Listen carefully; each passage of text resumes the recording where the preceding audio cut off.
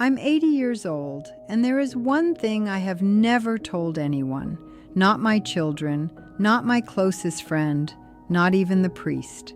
Every single morning of my adult life, I have sat in this chair and watched the world move without me. And somewhere along the way, I stopped being afraid of that. My name is Margaret. I am 80 years old, and this chair, this old wooden rocking chair in the corner of my kitchen, has seen more of my life than any person ever has. I was 39 years old when I first sat in it. My husband Thomas had brought it home one evening without warning, carried it in through the back door, set it right there by the window, and said, "You need a place that is just yours." I did not understand what he meant then. I thought it was just a chair.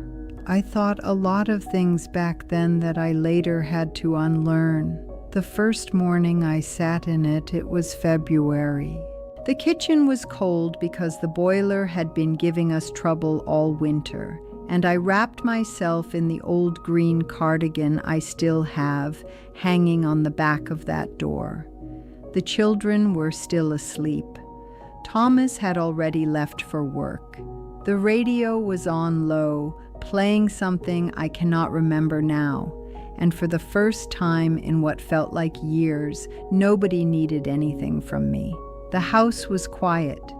The window had that particular gray light that February mornings have, that soft, flat light that does not commit to anything. And I just sat.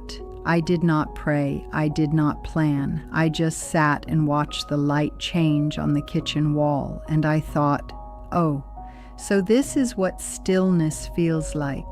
I did not know then that I would sit in that same chair at that same window for the next 40 years.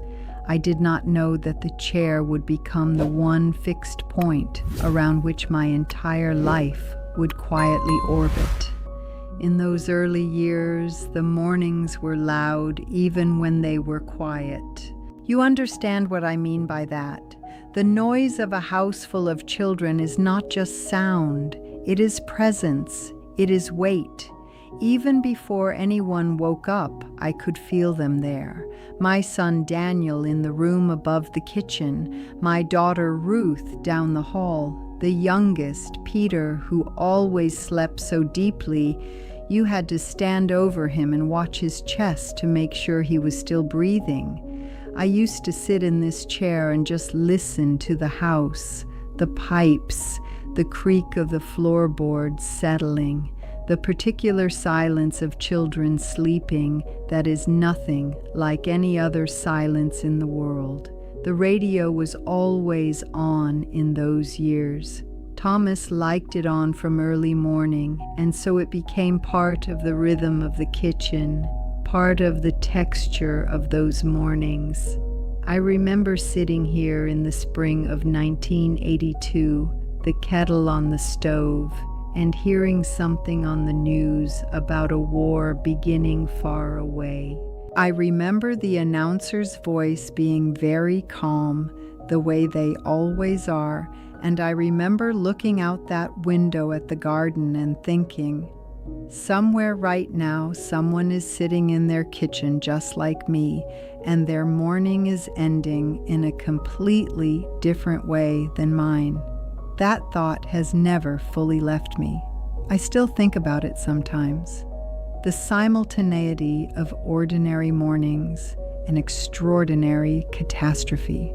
How the kettle boils the same way regardless. The children grew in the way that children grow, which is to say, all at once and completely without your permission.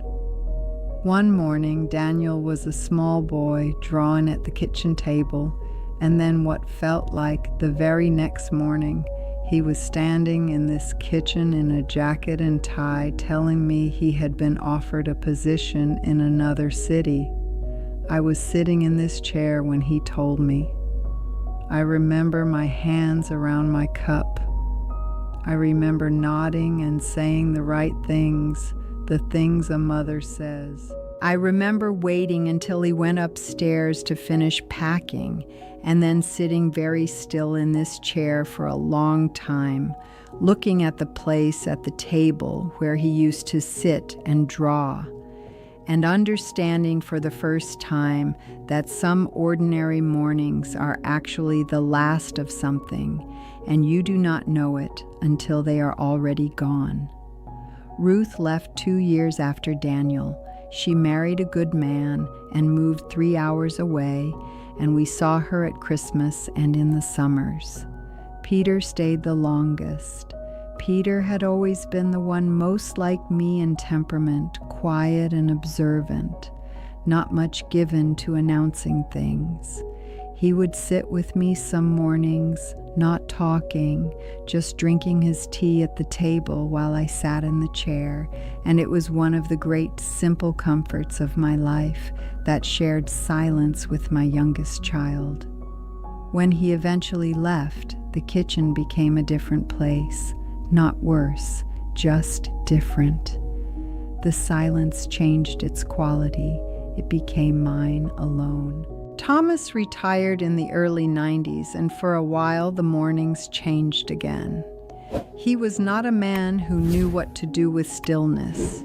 He would come into the kitchen early, restless, wanting to talk, wanting to plan the day, wanting the radio turned up. I loved him for that restlessness, even when it exhausted me. There is something very particular about loving a person whose nature is almost entirely unlike your own. You spend decades translating each other. After a while, the translation becomes so automatic, you no longer notice you are doing it. You simply understand. He died in November of 1998, a Tuesday.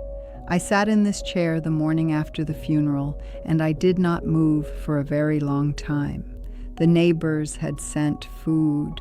The children were coming back in the afternoon. The kitchen was full of other people's casserole dishes and sympathy cards. And I sat in this chair and looked at the empty place at the table where Thomas had started taking his morning coffee once he retired. That particular chair that had become his chair the way this one had become mine. And I thought, the house does not know yet.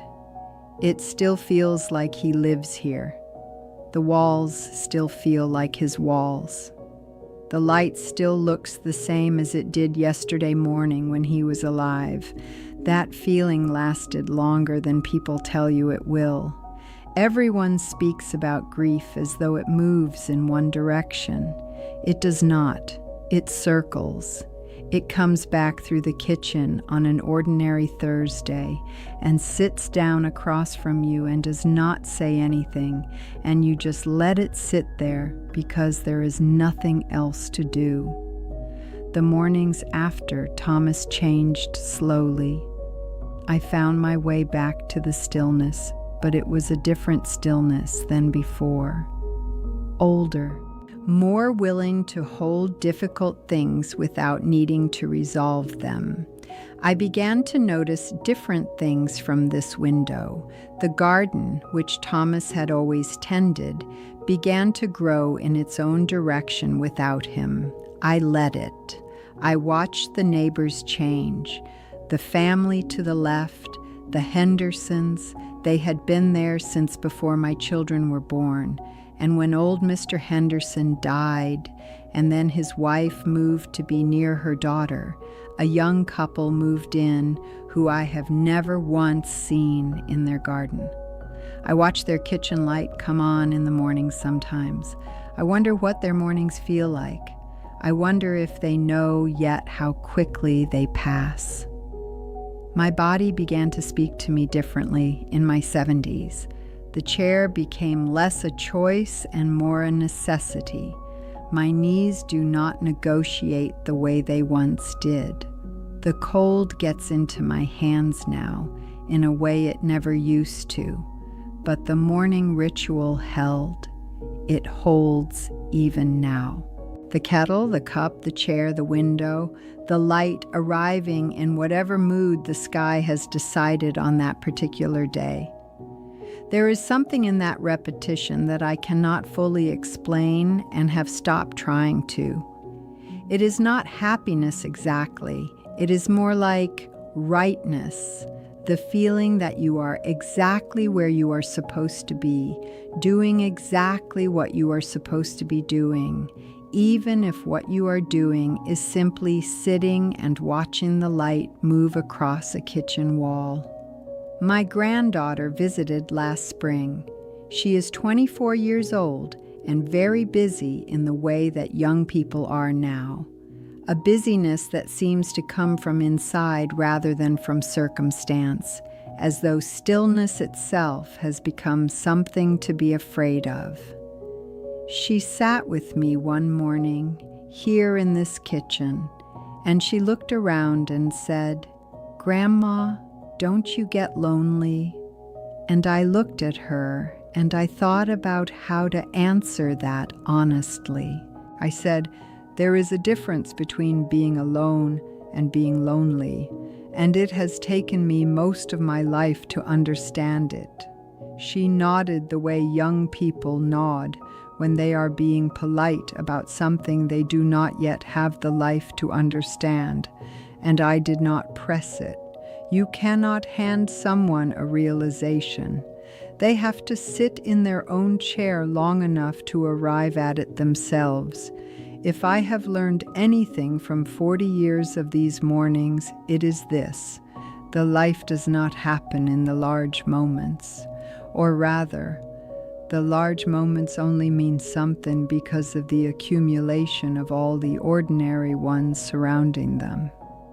The morning my son told me he was leaving was significant because of 10,000 ordinary mornings before it when I had watched him grow at that table.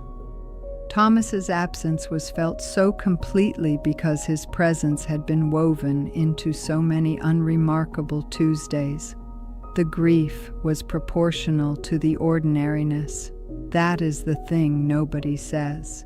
The ordinary mornings are not the waiting room for your real life. They are your real life, every single one of them.